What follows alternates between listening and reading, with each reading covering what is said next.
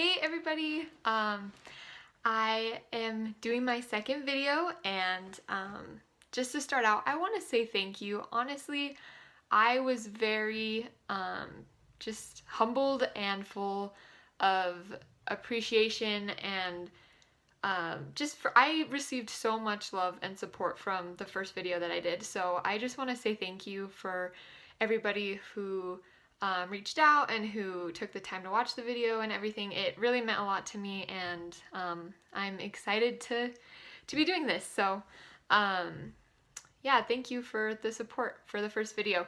For this second one, I wanted to talk more about some aspects of having irritable bowel disease and how it relates to things like school and work and things like that.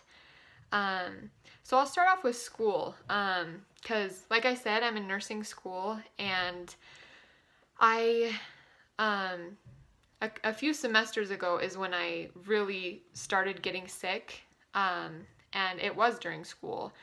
And that's one thing that luckily with the classes that I have been taking, the fact that they're in the healthcare field, a lot of the teachers have been nurses or doctors or respiratory therapists, or different people who have actually worked in the medical field, so they have an understanding of medical issues. And so that's something that I've been really blessed with in my schooling, is that when I go up to my teachers and tell them, hey, I have this condition, it's affecting me, they have been really understanding because of their background in medicine and in healthcare. So that has been helpful, that most of my teachers have been very understanding when I've reached out and talked to them. And I feel like it is something, and it goes personal for every person, but I feel like it is a good thing to share with your teachers, especially at the beginning of the semester. I go up to all my teachers on the first day of class and just say, hey, could I talk with you in private for a minute? And just kind of explain what I have, what's going on, because that way, if I do have a really bad flare-up during the semester, or I end up in the hospital, or whatever happens, it's not a surprise to them that I have something going on. And I think most people would appreciate you taking the time to talk with them beforehand, so that you can have things in place. Like I said, most of the time people have been understanding. I did have a teacher that I was talking with, and I said, hopefully it won't be an issue. Hopefully I will be fine throughout the semester. But after I told her, she said, well, we all have our reasons for missing, and I'm sure, that's your reason or whatever. And that kind of caught me off guard and bothered me a little bit. But, not everyone will respond the same way. But another resource that I highly recommend is the Disability Resource Center. Every university should have one, and it's really simple. You go in and you talk with the people who work at the Disability Resource Center and just let them know, like, this is something that can interfere with my schoolwork, and I want to be able to succeed, and my disability or my disease or whatever it is that you might have shouldn't hold you back from being able to succeed in school. And so that's what they're there for. That's the whole purpose of having the Disabilities Resource Center. And so this semester is actually the first time I have utilized that resource. I've never done that before.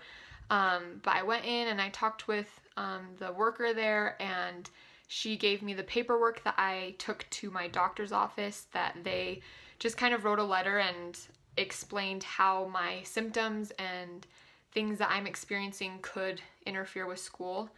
For example, at orientation, they were talking about the testing center at the school, and they said, once you go into the testing center to take your test, you are not allowed to leave. And when you leave, your test is finished. Obviously, that's an issue for me. If I am taking a test and I have to go to the bathroom, I have to go right then. I cannot hold it. I have about anywhere from 10 seconds to maybe a minute to get to a bathroom before it's going to be a problem.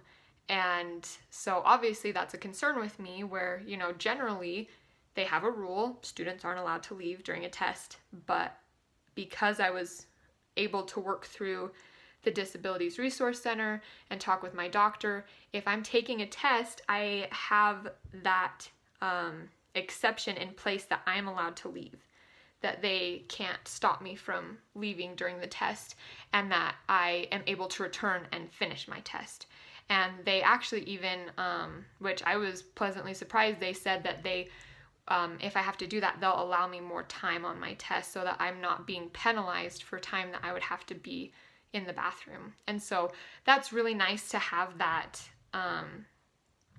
kind of like that safety net there to know, if I'm taking a test, it's not fair that I should, what if I get in and I've only answered 3 questions and then I have to go to the bathroom and I have, 47 questions left on my test. That's not fair for me to fail a test because of a restriction that I have with my body.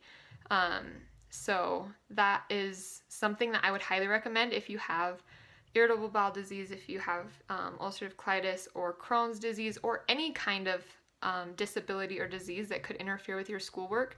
You deserve to be able to succeed, and your disability or your illness should not hold you back from that. So I would recommend finding that resource at your school, going in, talking with them.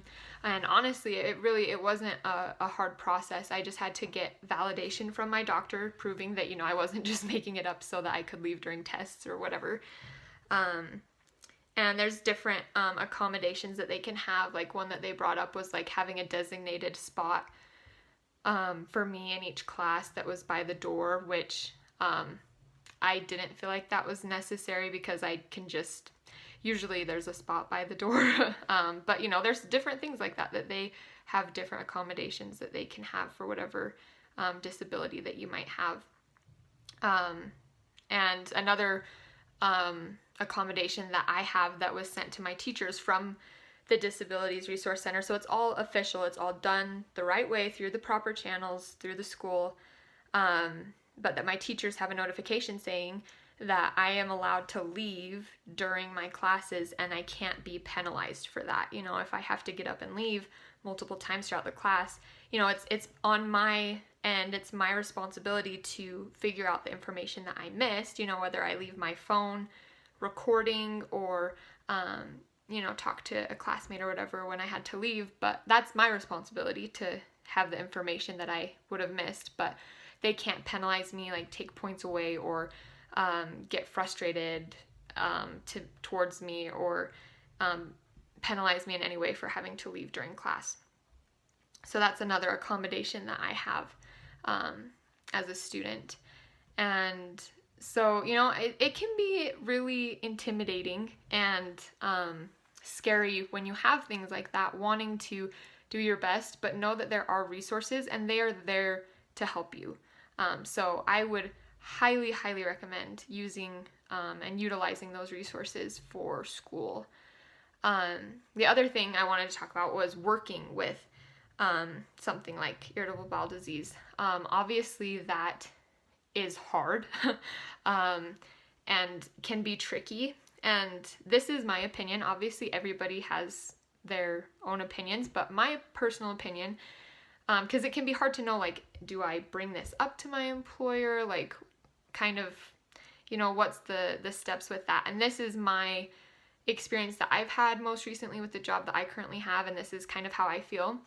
I didn't bring it up during my interview. I didn't feel like that was appropriate, and I didn't feel like it was their place to know during the hiring process that I have this condition. Because, I don't feel like that's fair that should tint in any way if I were to get hired. So I didn't bring it up during the interview. But again, that's personal to every individual if you feel like you should or not. But once I was hired and started working, I did go into my manager and my boss and, I just said, hey, can I please speak with you in private? And we sat down and I let them know. I said, hey, I have ulcerative colitis. And again, I'm working in the healthcare field, so that was also really helpful that they are familiar with it. So, they had a little bit of an understanding and a background, which helped, and they were very, very respectful, very kind in the way that they responded, and you know, saying that they would do whatever they could to help me to succeed at work. And because, you know, basically, again, what I said to them was, I'm here to work. I'm excited to be working here. I just need to have access to a bathroom. Like, that's my biggest thing. If I have to go to the bathroom, I have to go. And that shouldn't be an issue. You know, I'll be here, I'll work hard, and if I have to go to the bathroom, I have to go to the bathroom. And so yeah, that was kind of my thought process. I felt like during the interview, it wasn't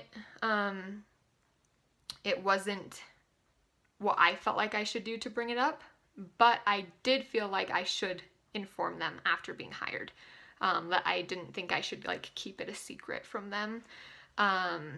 And that's kind of the extent of what I've done at my job that I have. I haven't like done anything beyond that to work with like human resources or